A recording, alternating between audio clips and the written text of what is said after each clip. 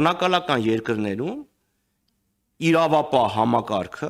դառնում է քաղաքական իշխանությունների գործիք։ Այո, ահացինք ուղարկեն, որ եկեղեցականների հետ զրուցի, չեմ բացառում, որ ուղարկեն լրատվամիջոցներ, որ լրատվամիջոցների հետ զրուցեն։ Նիկոլ Փաշինյանը, լինելով իր էությամբ նեոբոլշևիկ, այդ նույն վարքագիծն է դրսևորում։ Գոհ եղեք, որ դեռ շնչում եք։ Եվ դա նույն բռնակալական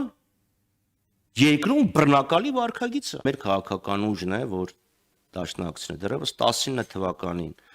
երբ բոլորը ասում են վերև Աստված ներքև Նիկոլ Փաշինյան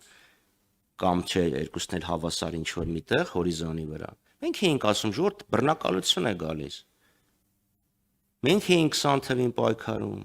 21, 22, 23, 24, 25 թվին։ Հիմա դատարանի բակում ովքեր են։ Մերոնք ենք, չէ՞, մերոնք են։ Մերոնք են դատարաններում, մերոնք են զնդաններում։